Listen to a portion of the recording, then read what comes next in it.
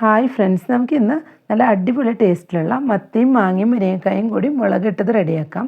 ഇത് ഞാനിപ്പോൾ സാധാരണ ഉണ്ടാക്കുന്ന മത്തിക്കറിയേക്കാളും നല്ല ഡിഫറെൻ്റ് ആയിട്ടാണ് ഉണ്ടാക്കിയെടുക്കുന്നത്. നമുക്ക് ആദ്യം ചീനച്ചട്ടിയിൽ വെളിച്ചെണ്ണ ഒഴിച്ചു കൊടുത്ത് മുളകും മല്ലിയെല്ലാം ഒന്ന് ഫ്രൈ ചെയ്തെടുക്കണം. ആദ്യം ഞാനിതിലോട്ട് വെളുത്തുള്ളി ചേർത്ത് കൊടുത്തിട്ടുണ്ട്. 4 വെളുത്തുള്ളിയാണ് ഇട്ട് കൊടുത്തിരുന്നത്. ഇതൊന്ന് ചൂടായി വന്നിട്ടുണ്ട്. ഇനി ഇത് മാറ്റി വയ്ക്കാം. ഇതിലോട്ട് ഇനി ഉണക്കമുളക് ചേർത്ത് കൊടുക്കണം. ഇതിലോട്ട് 12ഓളം പിരിയൻ മുളകും 5 ഉണക്കമുളകുമാണ് ചേർത്ത് കൊടുത്തിട്ടുള്ളത്. എരിവുള്ള മുളകാണ്. ഇത് രണ്ടും കൂടി നന്നായി തന്നെ ഒന്ന് ഫ്രൈ ചെയ്തെടുക്കാം. പിരിയൻ മുളകും കൂടെ ചേർത്ത് കൊടുത്ത് ഫ്രൈ ചെയ്തെടുക്കുമ്പോഴാണ് കറിക്ക് നല്ലൊരു കളർ കിട്ടുന്നത്. ഇപ്പോൾ രണ്ടും നന്നായി തന്നെ ഒന്ന് ഫ്രൈ ആയി വന്നിട്ടുണ്ട്. ഇനി ഇത് ഓയിലിൽ നിന്ന് മാറ്റാം. ഇനി ഇതിലോട്ട് മല്ലി ഇട്ടൊന്ന് ചൂടാക്കി എടുക്കാം. ഇതിനായിട്ട് 1 ടേബിൾ സ്പൂൺ മല്ലിയാണ് ഇട്ട് കൊടുക്കുന്നത്. പച്ചമല്ലിയാണ്. ഇതിലോട്ട് മല്ലിപ്പൊടി ഒട്ടും തന്നെ ചേർത്ത് കൊടുക്കുന്നില്ല. ഇതുപോലെ പച്ചമല്ലി ഇട്ടൊന്ന് ചൂടാക്കിയിട്ടാണ് ചേർത്ത് കൊടുക്കുന്നത്. 1/2 ടീസ്പൂൺ കുരുമുളക് ചേർത്ത് കൊടുത്തിട്ടുണ്ട്. 1/4 ടീസ്പൂൺ ഉലുവ കൂടെ ചേർത്ത് കൊടുക്കാം. ഇതെല്ലാം കൂടെ ഒന്ന് ചൂടാക്കിയെടുക്കാം. ലോ ഫ്ലെയിമിൽ വെച്ചിട്ടൊന്ന് ചൂടാക്കിയെടുത്താൽ മതിയാവും. ഇപ്പോൾ എല്ലാം ഒന്ന് ചൂടായി വന്നിട്ട് ഓയിലിൽ നിന്ന് മാറ്റിയിട്ടുണ്ട്. എല്ലാം കൂടി മിക്സിയുടെ ജാറിലോട്ട് ഇട്ട് കൊടുത്തിട്ടുണ്ട്. ഇനി ഇതെല്ലാം കൂടി നന്നായി തന്നെ ഒന്ന് പൊടിച്ചെടുക്കാം. ഇപ്പോൾ ഒരു മൺചട്ടി വെച്ചിട്ട് ഇതിലോട്ട് 2 ടേബിൾ സ്പൂൺ വെളിച്ചെണ്ണ ഒഴിച്ചു കൊടുത്തിട്ടുണ്ട്. ഇത് നമ്മൾ ഉണക്കമുളകെല്ലാം ഫ്രൈ ചെയ്ത് വെച്ച അതേ വെളിച്ചെണ്ണയാണ് ഒഴിച്ചു കൊടുത്തിട്ടുള്ളത്.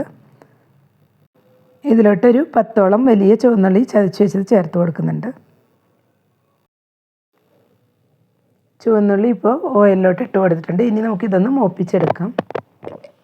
ഇപ്പോൾ ചുവന്നുള്ളിയുടെ കളറെല്ലാം ഒന്ന് മാറി വരുന്നുണ്ട്. ഈ സമയം ഇതിലോട്ട് ഇഞ്ചിയും പച്ചമുളകും കൂടി ചതച്ച് വെച്ചത് ചേർത്ത് കൊടുക്കാം. ഒരു പീസ് ഇഞ്ചിയും ഒരു പച്ചമുളകും കൂടി ചതച്ച് വെച്ചാണ് ചേർത്ത് കൊടുത്തിട്ടുള്ളത്. എല്ലാം കൂടി ഒന്നുകൂടെ ഒന്ന് മിക്സ് ചെയ്ത് ചൂടാക്കിയെടുക്കാം. ഇപ്പോൾ എല്ലാം കൂടെ ഒന്ന് മിക്സ് ചെയ്ത് കൊടുത്തിട്ടുണ്ട്.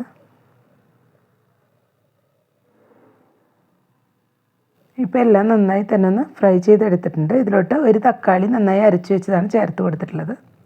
എല്ലാം കൂടെ ഒന്നുകൂടെ ഒന്ന് മിക്സ് ചെയ്ത് കൊടുക്കാം. തക്കാളിയുടെ റോസ് സ്മെല്ലെല്ലാം ഒന്ന് മാറി വരുന്നവരെ ഒന്ന് വഴറ്റിയെടുക്കാം.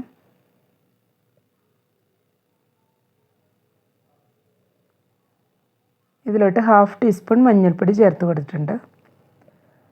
ആവശ്യത്തിനുള്ള ഉപ്പും കൂടി ചേർത്ത് കൊടുക്കാം.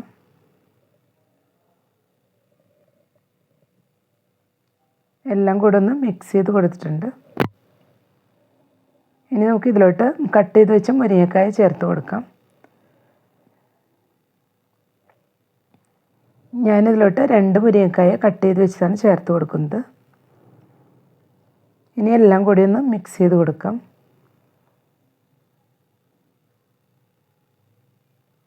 എല്ലാം കൂടെ ഒന്ന് മിക്സ് ചെയ്ത് എടുത്തിട്ടുണ്ട്.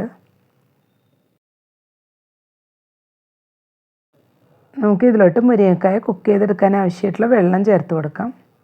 ഞാനിതിലോട്ട് 1 കപ്പ് വെള്ളമാണ് ഒഴിച്ചു കൊടുത്തിട്ടുള്ളത്.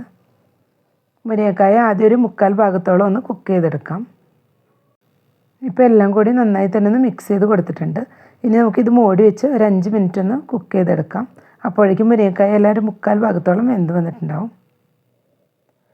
ഇപ്പോൾ ഒരു 5 മിനിറ്റ് ആകുമ്പോഴേക്കും മുരിങ്ങക്കായ എല്ലാം ഒരു 1/4 പോർഷനൊന്ന് വെന്ത് വന്നിട്ടുണ്ട്. ഇത്രയും മതിയാവും.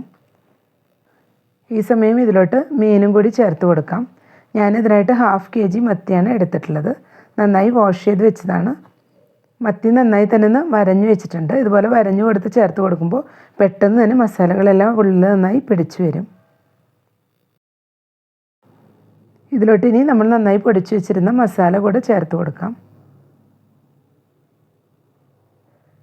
മാങ്ങ കട്ട് ചെയ്ത് വെച്ചതും കൂടി ചേർത്ത് കൊടുക്കുന്നുണ്ട്. മാങ്ങ ഞാനിപ്പോൾ 1 മാങ്ങയാണ് ചേർത്ത് കൊടുത്തിട്ടുള്ളത്. മാങ്ങയെല്ലാം ചേർത്ത് കൊടുക്കുമ്പോൾ നമുക്ക് പുളിക്കനുസരിച്ച് കൂട്ടിയും കുറച്ച് എടുക്കാം. ഞാനിപ്പോൾ ഇതിലോട്ട് 1/4 കപ്പോളം വെള്ളം കൂടെ ചേർത്ത് കൊടുത്തിട്ടുണ്ട്. കറിക്ക് എത്ര ഗ്രേവി വേണമോ അതിനനുസരിച്ച് നമുക്ക് വെള്ളം ചേർത്ത് കൊടുക്കാം. കൂടുതൽ വെള്ളം ചേർത്താൽ കറിയുടെ ടേസ്റ്റ് കുറഞ്ഞു പോകും. അതുകൊണ്ട് ഓവറായിട്ട് വെള്ളം ചേർക്കേണ്ട ആവശ്യമില്ല. ഒരേ ലെവലിൽ ഇതുപോലെ നിൽക്കുന്ന അത്രയും വെള്ളം ഒഴിച്ചു കൊടുത്താൽ മതിയാവും. നമുക്ക് ഉപ്പ് നോക്കിയിട്ട് അല്പം കൂടി ഇപ്പോൾ വേണമെങ്കിൽ ചേർത്ത് കൊടുക്കാം. ഇപ്പോൾ എല്ലാം കൂടി നന്നായി മിക്സ് ചെയ്ത് കൊടുത്തിട്ട് അതിന് മുകളിലോട്ട് അല്പം വേപ്പില കൂടെ ചേർത്ത് കൊടുത്തിട്ടുണ്ട്. ഇനി നമുക്കിത് മൂടി വെച്ച് നന്നായി തന്നെ ഒന്ന് കുക്ക് ചെയ്തെടുക്കാം. ഒരു 10 മിനിറ്റ് ഒന്ന് മീഡിയം ഫ്ലെയിമിൽ വെച്ച് മൂടി വെച്ച് കൊടുക്കാം. ഇപ്പോൾ ഒരു 10 മിനിറ്റ് ആയിട്ടുണ്ട്. നമുക്ക് മൂടിയൊന്ന് തുറന്ന് നോക്കാം. ഇപ്പോൾ മത്തിയെല്ലാം നന്നായി തന്നെ ഒന്ന് കുക്കായി വന്നിട്ടുണ്ട്. സ്പൂൺ വെച്ച് ഇളക്കി കൊടുക്കുമ്പോൾ പെട്ടെന്ന് ഉടഞ്ഞു പോകാൻ ചാൻസ് ഉണ്ട്. അതുകൊണ്ട് ഇതുപോലെ ഒന്ന് ചുറ്റിച്ച് കൊടുത്താൽ മതിയാവും. ഇനി നമുക്ക് ഫ്ലെയിം ഓഫ് ചെയ്ത് കൊടുക്കാം. ഫ്ലെയിം ഓഫ് ചെയ്ത ശേഷം ഇതിന് മുകളിലോട്ട് 1 ടേബിൾ സ്പൂൺ പച്ച വെളിച്ചെണ്ണ കൂടെ ഒഴിച്ചു കൊടുക്കുന്നുണ്ട്. ഇതുപോലെ വെളിച്ചെണ്ണയും കൂടി ഒഴിച്ചു കൊടുക്കുമ്പോഴേക്കും കറിക്ക് നല്ലൊരു ടേസ്റ്റ് ആയിരിക്കും. നമുക്ക് കുറച്ച് വേപ്പില കൂടെ ഈ സമയം ചേർത്ത് കൊടുക്കാം.